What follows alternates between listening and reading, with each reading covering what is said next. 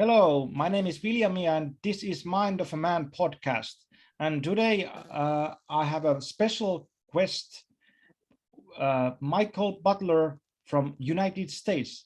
And Michael is a priest and a bodybuilder and my personal mentor. So we have lots of things to talk about today. So welcome, Michael. Thank you. It's always good to be with you. Yeah, you too. So let's start with your background and your history. Please, can you tell us a little bit about yourself, who you are, what do you do? Yeah. As Viljami says, I am a priest. I am an Orthodox priest, and I have been for 27 years. I'm also a married man. I have been married for 37 years. I have two grown sons, one of whom is married now. I currently live in a suburb of Detroit, Michigan, near the Great Lakes, where it's cold. Not as cold as it is where you are, but I suffer nonetheless because I'm a native Texan and I prefer hot weather and the South. I have been at my current parish for about 7.5 years, and it's a quite good place for me to be. My parish is growing. Curiously, most of the people who are coming to the church now are younger men, younger single men in their 20s and early 30s. It's quite a phenomenon, and it's not just in my parish. This is going on all over the U.S. and Canada, as far as I can tell. It's a notable phenomenon. My academic background: I have an undergraduate degree in psychology. I studied archetypal psychology under James Hillman, who was my department chair. And I also did some work in existential phenomenological psychology. So I have a background not only in Jungian archetypal thought, but also in early 20th century existentialism. I went on, at that time I was a Roman Catholic. I converted to Orthodoxy my senior year in college, and I went back to get a master's degree in theology as an Orthodox Christian. And then I got a PhD in church history and studied the early centuries of the church and the writings of the fathers of the church. So I have a PhD as well. And I had intended to teach, was really what I wanted to do initially at university. But about the same year I finished my dissertation and my studies, political correctness hit the university. And nobody wanted a white male who studied dead white males, and the job market simply evaporated. I had done a lot of years of hospital work, so I continued to work in the hospital, and eventually I was asked by a congregation here in Michigan if I would consider ordination to the priesthood. And my wife agreed, and so did the bishop. And so I was finally ordained in 1995. So I had intended to be an academician and a university professor and then be a priest on the side, but now everything is turned around, and instead I'm a full-time priest, and I do some part-time academic work. I do a little bit of public speaking. I've done some writing. I do some conferences and some other things to try to keep my skills sharp. My undergraduate work in psychology, I was fascinated with men's developmental issues. And so I've been studying the men's movement and men's issues for over 30 years now. I was interested in this before Robert Bly even wrote Iron John back in 1990, and I followed the Mythopoeic men's movement, for 3 decades, and I have been involved in some Christian men's work. I've been to some conferences, some retreats and workshops there. I was ritual elder at the European Men's Gathering in Denmark for the last 2 years, and I'm looking to expand my own work in men's work in the next few years. I hope to retire from full-time parish ministry in about 4 years from now. And after that, I hope to continue to do conferences, retreats, workshops, not only Orthodox religious ones, but also things specifically for men. And I'm very much interested in helping men to become the best that they can be, and especially helping young men to grow up. So those are kind of, that and the fact that when I was about 53 years old, I got tired of being old, gray, fat, and ugly. And I decided it was high time I got in shape. So about 8 years ago, I lost about 40 pounds and learned how to work out well. So I began to put on some muscle, and I work very well with a deadline. And so I found a local coach who said, let's do a contest at the end of the year. And over the course of about 10 months, I lost, I'm sorry, I have to do this in English measurement. I lost about 40 pounds, which is 19 or 20 kilos. You know, for you, I lost 8 inches off of my waist. I went from 23% body fat to 8% body fat. And all I asked for my first contest, please, I don't want to come in last. And I wasn't last. I was 5th out of 6, but I was not last. But I sort of fell in love with competing. And so I have, as I've continued to work out better and learned more about nutrition, I've competed 11 times over the last 8 years. Last year, I won a state level contest in, we call it Grand Masters category, but it's old guys. You know, it's the geezer class. And I won the state level contest, and coach says, you need to go to nationals. So I went to my first nationals level competition, where I came in 3rd and 6th, or last and last. I'm just not big enough for that ride yet. So this year I'm taking a year off and just doing off-season bulking as best I can. As anybody who works out knows, it's difficult enough to put on muscle. It only gets more difficult the older you get. So if I can put on even a few pounds of muscle this year and prepare to go back to contests next year, then it will be good. So that's kind of what I do. I'm a full-time priest. I'm a part-time scholar devoted particularly to men's issues and men's work. And if I'm not doing those, I'm in the gym pumping iron. And apart from that, I don't have a life. So how does it work that, can you tell us, because in Finland, if you are a priest, there is a kind of expectations, maybe what does it mean to be a priest? And you are a bodybuilder and a priest. So is there any confliction there, or does it work just is there any problem here? Your personal... Yes, there can be. Particularly with some of my older parishioners, they don't understand it, because in their mind, you know, the priest is supposed to be old and venerable and only holy, and I live in my cassock and I should be traditionally built, like old Russian batyushka with a big belly and a long beard, and that's really what they want me to look like. I just can't do that. So I'm, as you see, I mean, I look fairly, I'm not a huge man, even for being a bodybuilder. I look okay, you know, just wearing a shirt, and so you really can't tell. And so I don't say much about my bodybuilding in my parish, except to the younger men, because a lot of the younger men, of course, are all working out. And for them, it's, oh man, the priest, he works out too. He's like totally cool. And it's a way for me to relate to a lot of the younger people. And so with them, you know, we compare workout notes all the time. Occasionally we'll get a big group together and go visit one gym and all work out together. And for them, it's not an issue.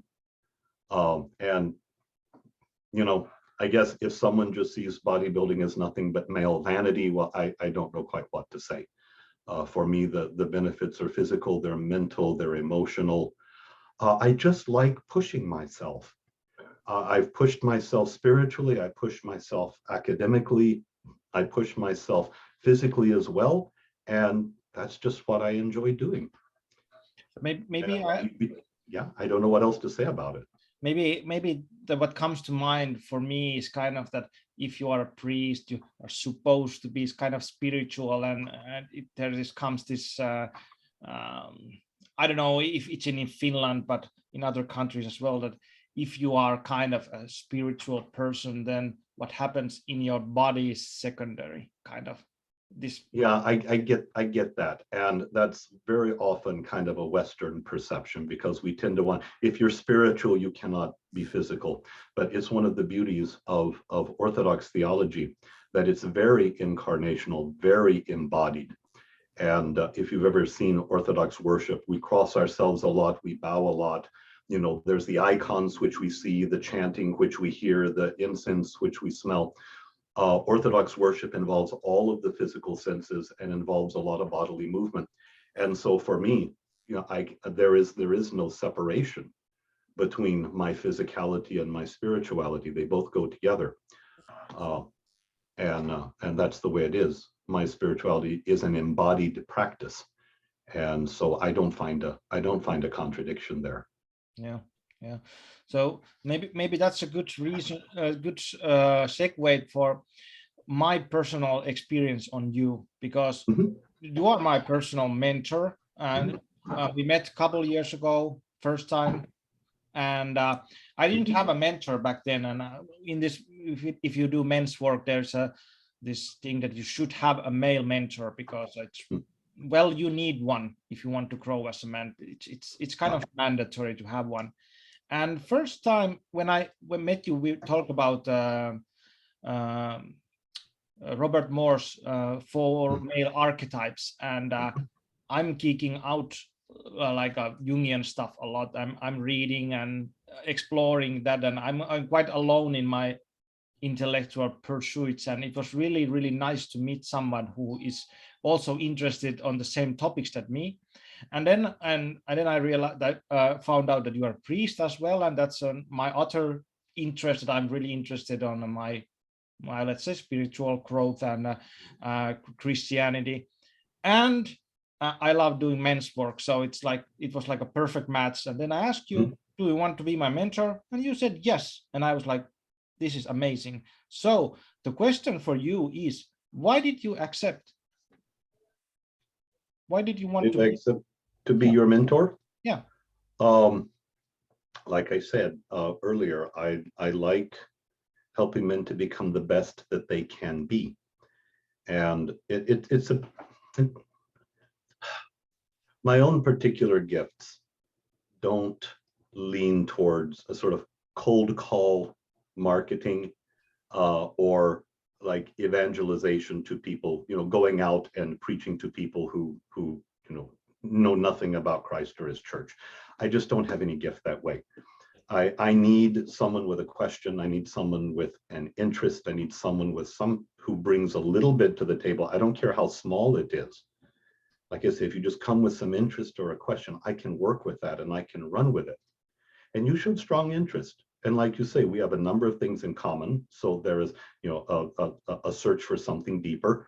The common interest in particularly Robert Moore's work, in his neo-Jungian work. Male archetypes is something I've worked with for a long time. So we share a common language, and I saw in you a real desire to want to grow and some ambition to want to bring good quality men's work to where you are. I saw no problem with it. I have a little bit of time to give you. I'm happy to do that. And if I can enrich your life and through you enrich the lives of even more people, then my ultimate goal of helping men to become the best they can be is fulfilled. I don't need to know who those men are. It's not an ego thing with me. If someone becomes a better man, the whole world is improved. His life, his family's life, his community, his business, everything. And I mean, I got nothing against Finland, so let's raise up good men in Finland as well. Yeah, and for those who are listening this, Father Michael is so I'm not paying him. So he wanted to be my mentor out of his own. I don't know what was the well, maybe he told us his motive, but it's out of the kindness of my heart. Yes. Yeah. And for me that's like really amazing, because in the self-help world there's lots of mentors, and you can pay mentors if you want to be a pro bodybuilder or a business mentor and whatnot. And that's really good, and you should pay for these guys. But this is something different in men's work, that there are mentors who just want to be your mentors, to just help people to be better men. And I really respect that kind of, because for me that tells that there's so much in you and in other mentors as well, that you are free to share. Just there's overflowing Exactly. Yeah, and because I've been at this work for so long and worked on myself for so long, it's often said in men's work that we come into men's work for our own needs, but we stay for the sake of the others. And that's what happened to me. And I've reached a stage in my life, I don't know if I mentioned, I'm 61 years old. And I've reached a stage in my life where I appreciate, yeah, I have gray hair and gray beard. I'm becoming an old man. I'm comfortable with that role of being an elder man, and that I want to give back. I got so much out of the men's movement over 30 years. It's been one of the richest aspects of my life. It has done me so much good. And I love it so deeply. I can't help but share it with as many people as I can. You know, and like I say, you showed interest. Give me someone with interest and I'm all over it. There's something to work with here. Yeah, and it's a joy. It's a joy to me to see you flourish.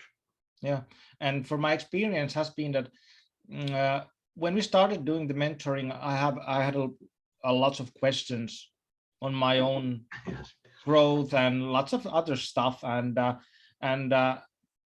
now it has been maybe it's been like turning this way that I just enjoy our meetings. Maybe I have a question or two.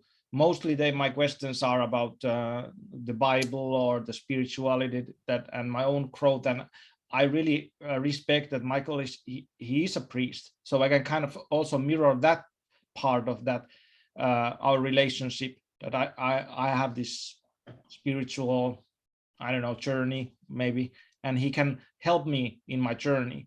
And but also I just feel it, that it's really gives me comfort that I know that I have a mentor, that if I have a problem, there's somebody I can just ask, send an email, hey, I have this or this, or I have this, then I can ask. So it's really I don't know what's the word in English, but kind of gives me this roots, some kind of this roots that in my life, that I have a mentor. And I have also the wish that because I have this experience, it is so good, and in the future I want to do the same to somebody else. Exactly. Yeah. And you will. Yeah, I know you will. Yeah, so we are partners on the journey right now. I'm just a little older than you. Yeah. And I've been a little further down, so maybe don't go that way, you'll fall in the ditch.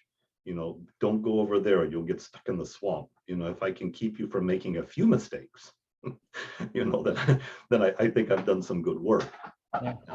And again, you know, and just it's a kind of friendship that's not just casual, it's purposeful. And you're right, I think a lot of men lack that kind of thing. And I don't know quite how it is in Europe and America. We get so atomized and individualized that a lot of men don't have close male friends. And it's a deep wound in men that they don't have some good male friends that they can go to, because there are a lot of issues that men face that it's really not, it's best if we don't take all of our issues to our wives and our women. You know, they just don't want to hear that shit. And it's best if we've got some male friends or a mentor or a pastor or someone we respect that we can take them to and bounce a few ideas off of, and have some guys that will have our backs. It's really important for men to have that, and alas, too few men do. And maybe we will let's dive into that topic a little bit deeper. Okay. And especially the part that male, at least in Finland, we don't have older men friends. That's like we have this mentoring relationship. But yes, I have a father, and there's maybe a couple other older men who are in my life somewhat, but we don't have in our culture this relationship with the younger man to older man, that it's just a cut there. And of course there's a reason, there's a couple wars behind us, and technological revolution and all this other stuff. But what do you see of the role? How can we come back to this, have the union with older guys and the younger guys coming together, so the older guys can mentor the younger guys, and the younger guys can refresh the old guys? That's actually a good question. I don't think we have such a strong division in America. I remember being amazed when I was about 30, 35 years old, that one of my best friends was 67. And we sort of realized, you reach a certain age and the age of your friends is not an issue anymore. I mean, when you're 17 years old, 2 years, a 15-year-old is like grossly immature compared to a 17-year-old. And a 17-year-old probably is, has some things in common with a 20-year-old, but that's still kind of a big difference in age when you're young. But after you reach a certain point in life, the age of your friends no longer matters. And I've never seen such a stark separation of generations here. I guess how you bridge that is men like respect. And if there's a way to honor and respect an older man, and maybe to ask help, advice, opinion about something, might be a useful way forward. Because sometimes as older men, especially after they retire, because so many men make their identity their jobs, then when they retire and suddenly they think they're worth nothing anymore, because I'm not producing, I'm not bringing home an income, I'm useless, I've put out to pasture, that sometimes to show that no, you still have value, you still have some worth, you have some wisdom here, share some of it, and find a way to, if we can open a space for an older man to come in and to offer what he has. I suppose maybe that's the way I would put it. And that might be a good, sort of men's work kind of answers, to create the space in which an older man, can come in and feel comfortable and offer the wisdom that he has to younger men. Well, in Finland, we don't have so much men's work, but we have this one guy who does this, maybe the men's work, the Mr. Men's work in Finland, Teemu, and he's really nice guy, and he does these men's retreats, and it was just with like my age guys, 20 to 40 years old, or 20 to 50, and it was really good. I went there a couple of times or 3 times, and then I felt that, oh, something is missing, that maybe I will go somewhere else and do something else. But then I heard he somehow met this poet, let's say he's a Robert Bly of Finland, this old guy who did his own kind of, let's say, spiritual journey alone from the 80s, like 30 years, 40 years, just alone. And these 2 guys met, and Teemu asked that this old poet that come to our men's meeting, and it was just like the light just like came up from these other guys. We saw this old guy who was like opening his heart, wanting to share and talk about the war and the traumas, and he was so alive and by the younger guys who wanted to grow. And when he was this old guy was young guy, there was nobody who wanted to do this work. And so it was amazing to find this kind of connection with the older and the younger guys. And when they found it out, this place where we shared this thing that we want to grow, so it was really, really good. So it's, and maybe it's lacking a little bit. And I think in Finland we had a couple of wars which kind of made the dent between where we have this collective war trauma in my grandfather's age. So it kind of made this as like all of the men went to war. I would call that most of them was traumatized, and after that the next generation were emotionally numb. So that was my father's generation. So that's kind of the gap there. We have lots of, let's say, collective work to do in Finland. Yeah, and men's work can, I think, can help that a lot. You sort of described my own situation. My grandfather was with Patton's army, and landed at Normandy the day after D-Day. He was a reinforcement for D-Day. He landed the day after. He was with Patton's army, and he pushed into Germany and liberated prisoner of war camps. He never talked about it. Wouldn't talk about it. The only thing he ever said was, he says, the Germans were so glad that we got there because they were sick and tired of the war and they could quit. They had trouble with the prisoners, though. because the prisoners begged the Americans for guns to shoot the Germans, to shoot the Nazis. So they had a terrible time with the prisoners, but that's the only thing he would say about it. And we know from documentaries how terrible some of the circumstances were, and he just he never talked about it, and he drank too much. And then my father, I lost my father when I was 8 years old, so it's hard for me to know too much about my father. But my stepfather, kind of emotionally withdrawn, and not very present that way. And so our generation is left picking up the pieces. But again, in the kind of thing that we can do, even just giving a space for men to know that they're honored, and even if they, if they are emotionally shut down, at least to be in a place where other men are a little more emotionally free, where it's safe, because a lot of men don't have safe places where they can feel and they can express their feelings. That's one of the beautiful things, I saw at the European Men's Gathering, especially an opportunity for a lot of men to express rage and anger, in acceptable and safe ways.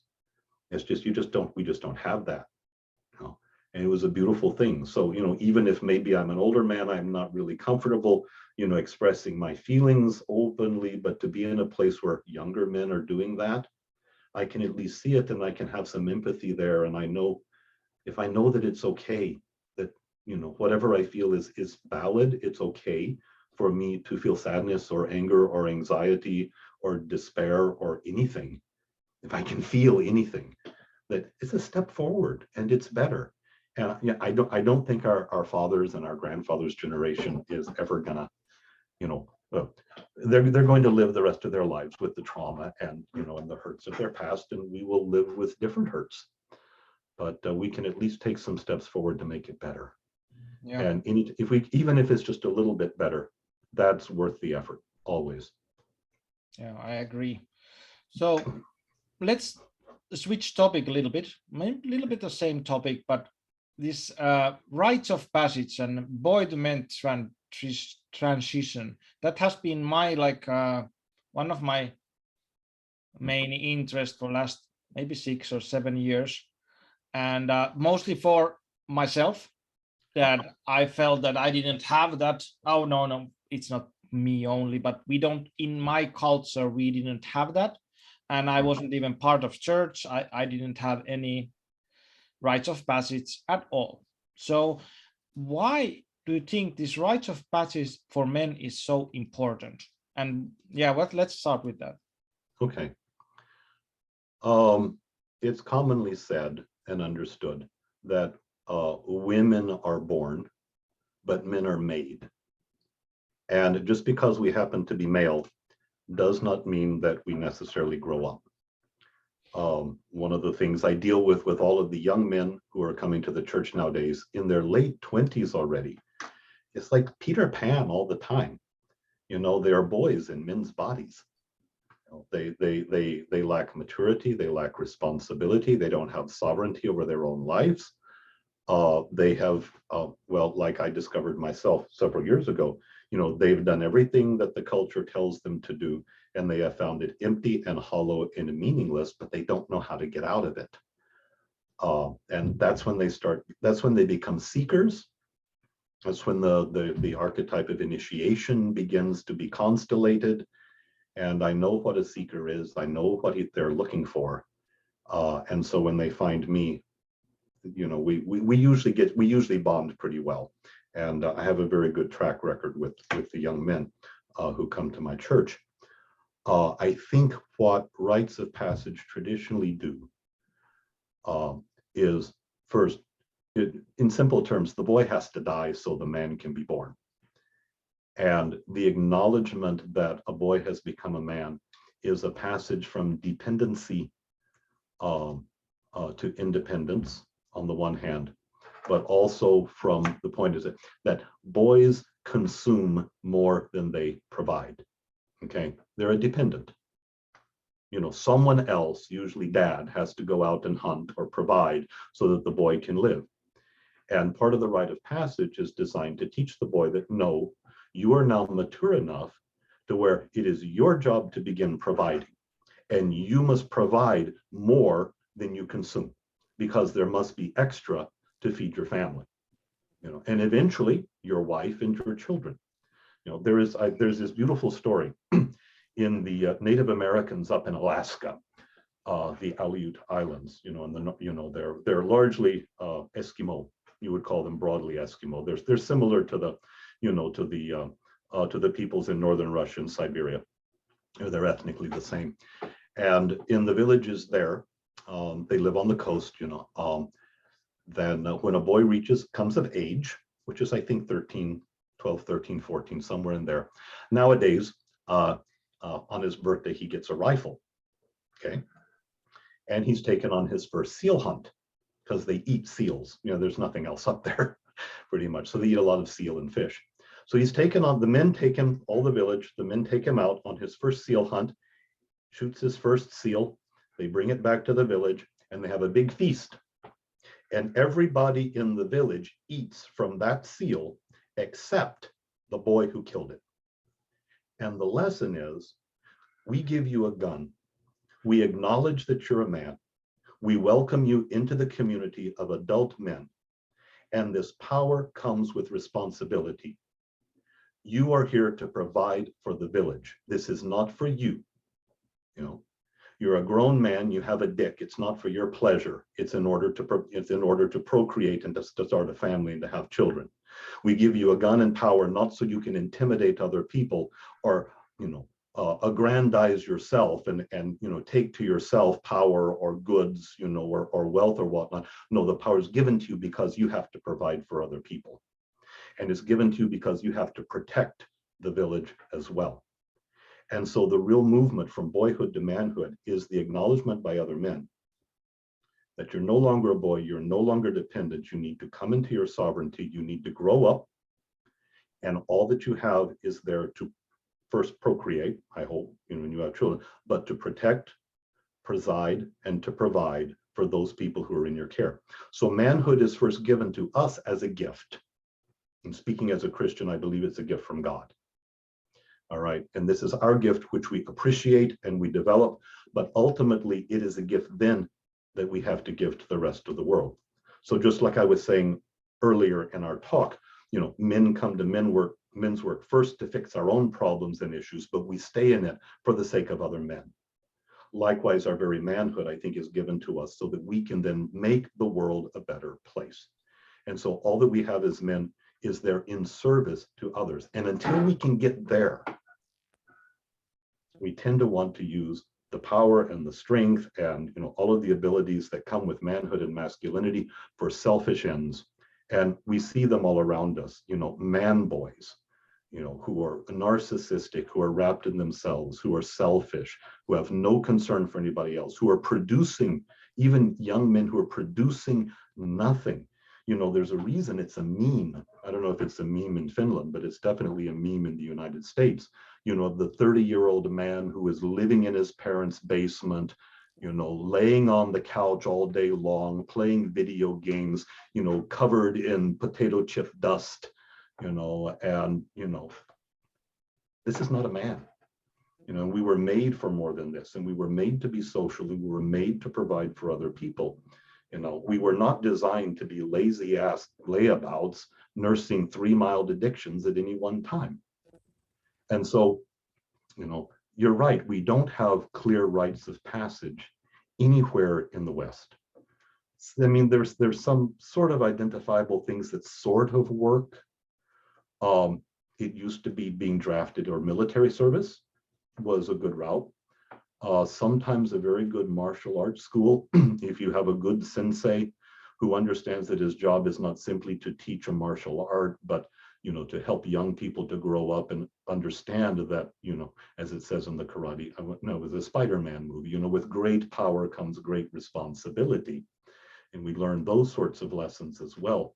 That can be helpful. A good coach on the football field, can do the same thing. Sometimes just, a miserable marriage and a really crappy job is what it takes sometimes to grow a man up. But these sort of work sometimes, and sometimes don't entirely work.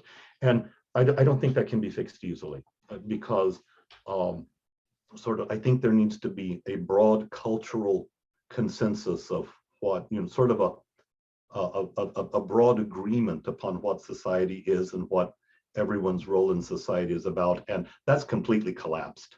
And that's been collapsed for 70 years. And so, you can say men are supposed to be like this, and someone will chime up and say, well, no, I'm not like that. And I know men who aren't like that. And well, women can be like that too. And it gets very muddied. So it leaves a lot of younger men questioning, do I have what it takes? Am I really? I don't feel like a man. What's that supposed to be like? I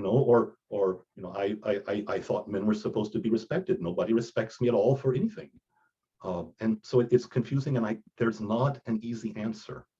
And even in Christian churches, I think some do a better job, maybe, of providing some kind of rite of passage, but most of them don't. And sometimes it's very symbolic, like a baptism or confirmation, if you're a Roman Catholic, or probably Lutheran. I think in the Lutheran churches, they also do a confirmation about age 12 or 13. Yeah, but it's also supposed to do that. It's girls and boys in Finland.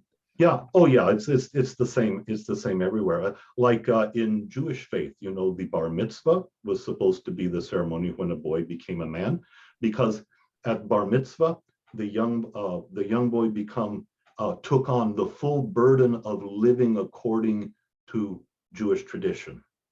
He took on that responsibility to live as an adult Jew, and so he couldn't get by with childish concessions, that they made for young people, and he undertook the full burden of observance.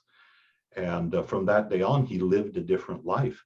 And we don't quite have the same thing in Christianity, and there's not much else in the culture that provides that.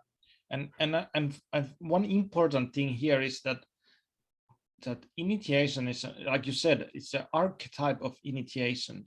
And what archetypes means that means that there is this pattern inside us which wants to play out. And if we don't have the initiation, then there will be problems. And boys will search those initiations unconsciously. And that's, I don't know what's the name of the guy who runs the rites of passage institute in Australia.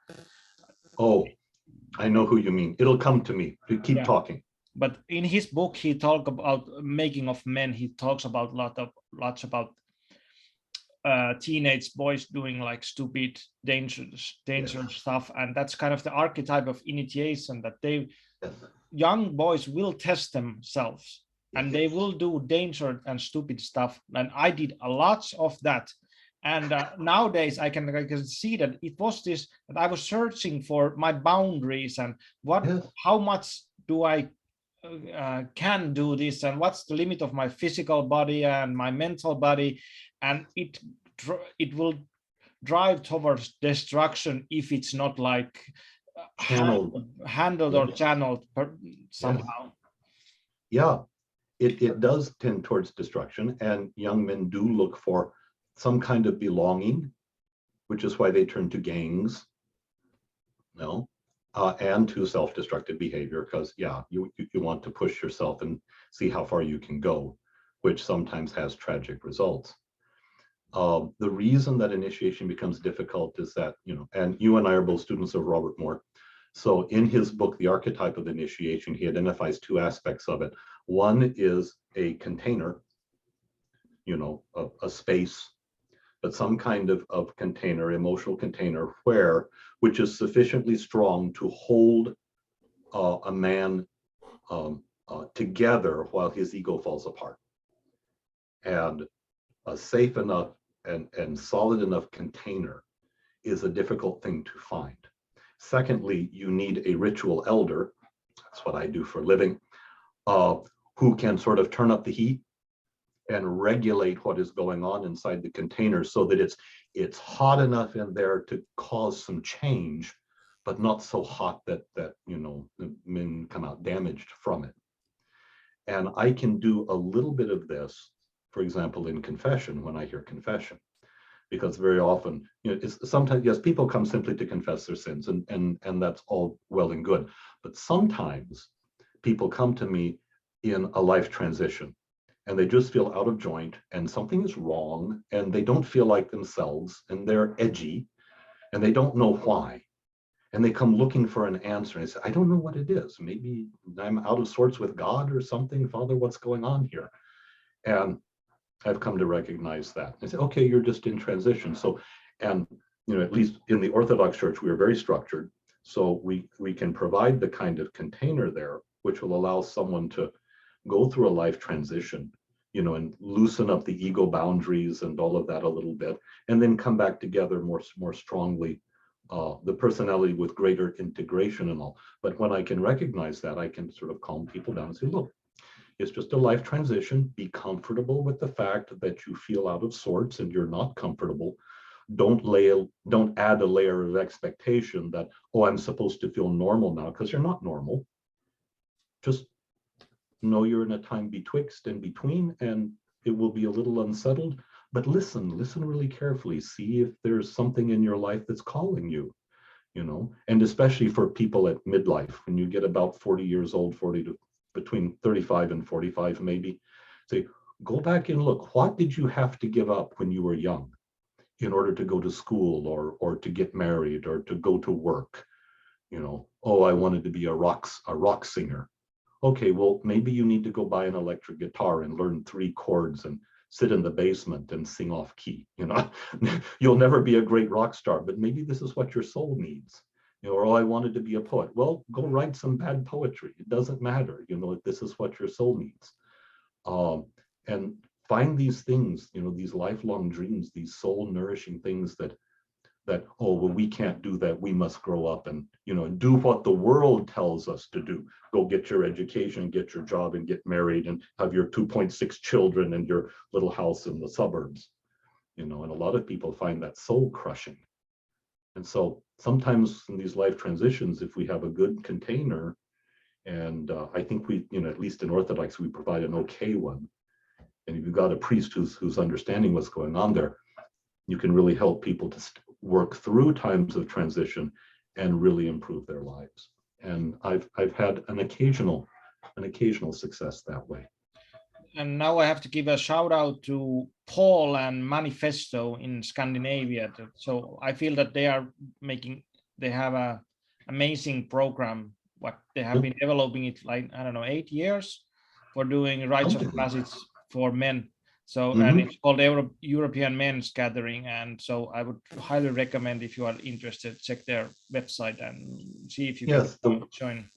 Yes, the one that's coming up this coming August.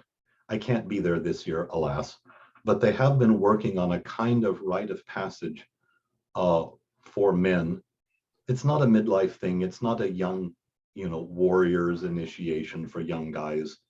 It's kind of a rite for men who are established, but who are looking for more, who need some depth, who, for whom the 9-to-5 job is somehow not completely satisfying. And it's, I think they've hit on a program that really does help men to move into greater maturity and greater integrity in their lives. And they'll be doing a similar program to what they did last year. So they're kind of polishing it up really well. So I think it should be pretty good this year. And yeah, I second it. Yeah, for those who are able to check out the European Men's Gathering, I think it'll be a good thing. Yeah. And maybe I will just comment one thing you said earlier about this transitioning from boy to man. There's also this biological component there, that it's the time where our sexuality arises or wakens up, and also our aggression. So it's kind of, in a Robert Morian term, that would be the waking up or the initiation to lover and to warrior. And and if we look at that, only that as a biological kind of transition, and for me, that's like the hardest thing in men's life, one of the hardest things in men's life. How do I control my sexuality and my aggression? And I think that we need the rites of passage for that reason only. If we just to look at only biologically this, that because it's so big transformation, because when you have power in your body, you become a man, you can do violence and you can hurt people, and society needs that, that's under control. And also Yes. same thing with sexuality. Where is it, when is it appropriate me to be sexual? How much should I pursue women? What's the limit? Where do I, what's my relationship with that? So that's kind of, we need some kind of container to that. And if we don't have it, there will be problems. Yes, and that is a very difficult problem that, you know, that we've had for a long time, because men become sexually mature at 13 at puberty. And nowadays, I don't know how it is in Finland, what's the average age that men are getting married? I mean, I was 25 when I got married, but my eldest son was 30. Yeah, and my younger son is going to be older than that when he finally gets married. Yeah, we have the same. So what do you do for 17 years from the time that you know that your sexuality begins to blossom and to exert itself and demand attention and expression, and the time when, you know, it's most appropriate to express it? And we got nothing in there. And it's no wonder that young men are a mess. It's no wonder that pornography is a galloping addiction, and that so many men have issues with that. It's very difficult. And I think part of it is, for some reason, we have allowed, do you know the term adolescence is fairly recent? I think it might even be a 20th century invention. You know, yeah, I know that one. yeah, and so this extended, it's really an extended childhood that we don't expect maturity from people until they're at least 30 years old, I think is a serious problem. You know, how do you break that? I mean, even we hear it commonly enough. Oh, a woman, she has to have her party years, you know, she has to spend her 20s partying and sleeping around and having a good time, and then later on she'll settle down and, you know, eventually get married, you know, and demand, you know, a ring and a house, and, you know, a man support her in order to get the same thing that she was getting away for free for the previous 12 years of her life. I think there's a problem with that. And occasionally I find sort of young men too, oh, well, I don't have to sell them. I don't have to get a job. I don't have to think about retirement. You know, I'm young. And it's just not, yeah, how's that working out for you? You know, it's really not. It's really not. And so somehow to help young people grow up more quickly. And you know, maybe it's the result of the fact that we've been relatively prosperous and relatively peaceful, you know, for the last 40 or 50 years, that, you know, it sort of allowed us, it's, you know, it's almost kind of a privileged thing. You know, oh, you know, the worst thing we have to do is I don't have to grow up yet. I don't have to go out and work hard because life is really so easy right now. And, you know, I don't say that and say, I do not want to say, oh, God give us very hard times or warfare or economic collapse so that people will grow up. No, that's a very, very high price to pay. So let's talk about that because we have a war in Finland. We don't have in Finland. We don't have a war, but we have a neighboring country here who has a war. Next door. Yeah. Next door. So, and I have been thinking a lot about the war right now, or my relationship to war, and what if war comes. I want to kind of prepare myself, and I'm a father, and I have my responsibilities, and sometimes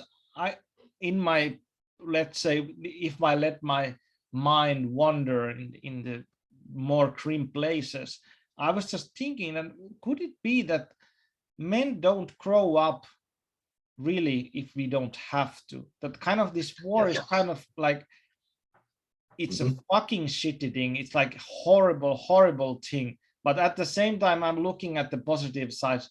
Well, this is first time in my life that I'm like so near to this kind of high wall that okay, there's a possibility of war. What should I do? Like, I have to really step up.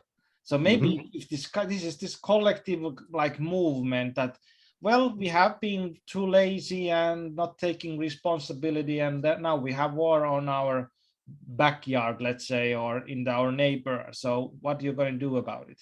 kind of Yeah. this. I think you're right. And it's long been said, yeah, men don't grow up until they have to. And the pain of staying the same, has to be more than the pain of changing. And, for yourself and for myself, I found when I finally stepped up, when I finally shouldered the responsibility I needed to shoulder, the rewards, my God, yes, it's hard work, but the rewards are so much better too. Yeah, they really are. Taking the time to get married and then to raise children. Oh, God, the sleepless nights, having young children. To this day, I still don't like young children, infants, babies, and all. No, but when my when my boys finally got old enough to do stupid baby tricks, then we had a great time. But it was hard. But the rewards are great. I have two fine young men. They're my best friends. I love their company. They're doing well. I'm so proud of what they're doing right now and the direction of their lives. It's great.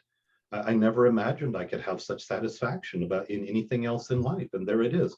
But it took the work to do it and the work to raise them well, and to correct them and to deal with teenagers in the house and all of that stuff that we think, oh, God, I could never do it. Well, you can.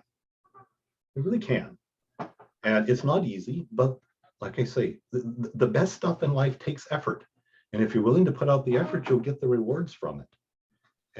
And that's simply it. And with regards to having war in your backyard, Paul in Denmark and I had this conversation, about a month ago when we saw it coming. He says, well, what do we do? I says, well, spending 24 hours watching the news and shaking our hands and, worrying and being fretful and anxious and full of anxiety and fear and all, that doesn't do shit. What can you practically do? I have no effect on what goes on in Russia and Ukraine.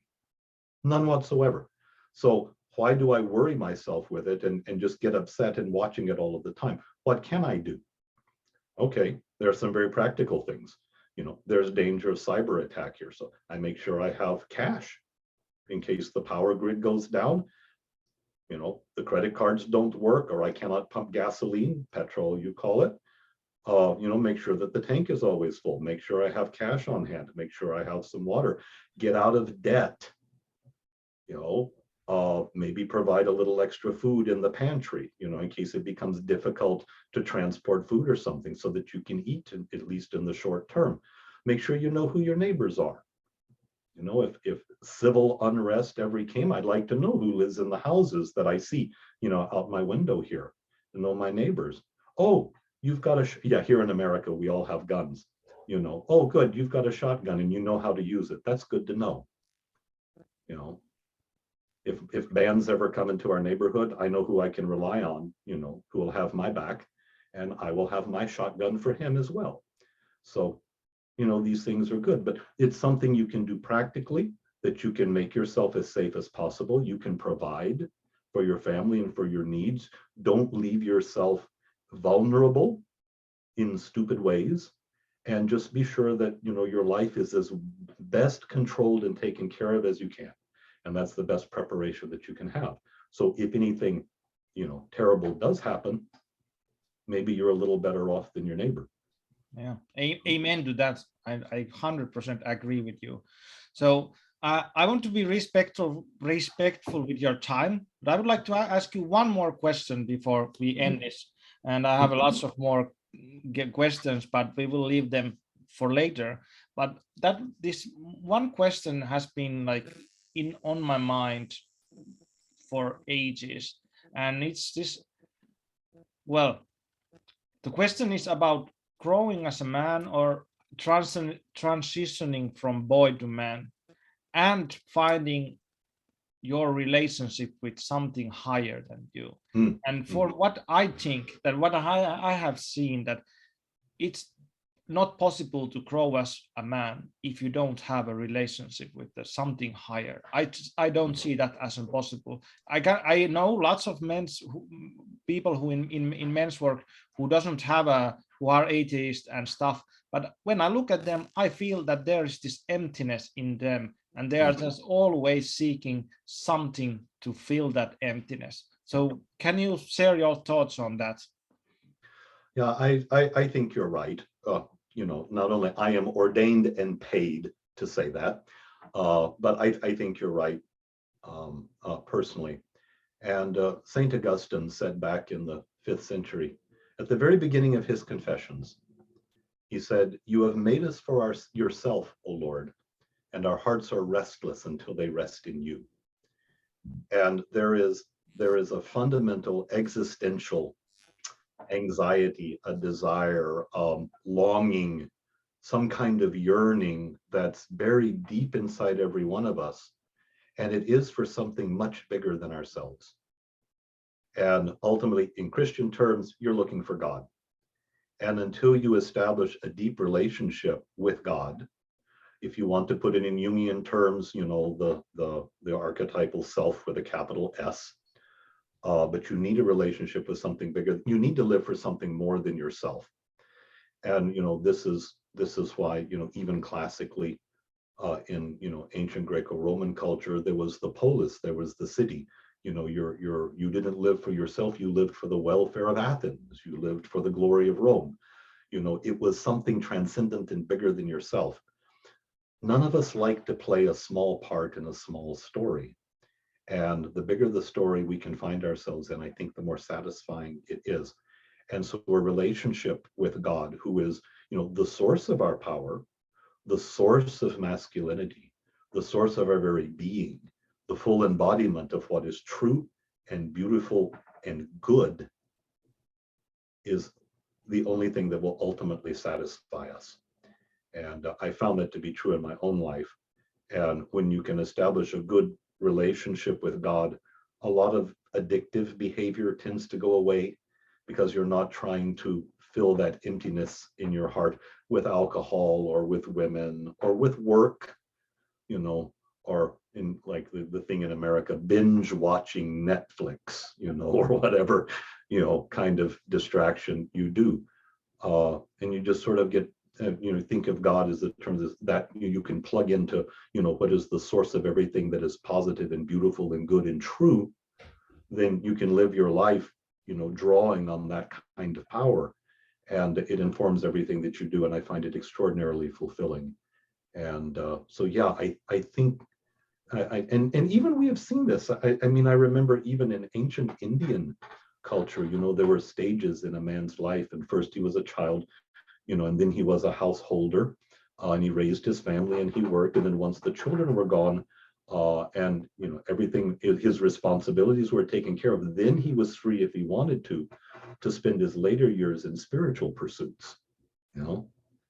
And it's recognized around the world. I think it's only modern Western culture which is so secularized and has a bias against God and sort of an animus against Christianity, which I understand. I think a lot of churches have represented the gospel very poorly.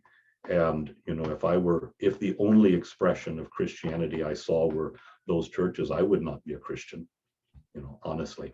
So Christians have done a lousy job of presenting the fullness of the gospel and its truth, and it's no wonder that a lot of people have been turned off by it. But if you can look a little deeper, though, I think we all see within ourselves, there's this holy longing for something there. And ultimately, we will chase everything else, and it will not satisfy until we find our rest in God. So somewhere there has to be that connection with something transcendent. Or somehow, I think you're right. There's a loneliness, there's an edginess, there's a dissatisfaction, there's always something a little bitter, about, especially the older men get, there's something a little bitter if they never established a relationship with God. There's an edge, a hardness. Maybe I will step on some Christian toes when I will say this next thing, but what I have seen in Christian churches, and I have been visiting quite many churches in my own spiritual journey, let's say, that I feel this feminization of Christianity, and I that's, for me, it's I don't even want to say those words, but it's horrible to see that.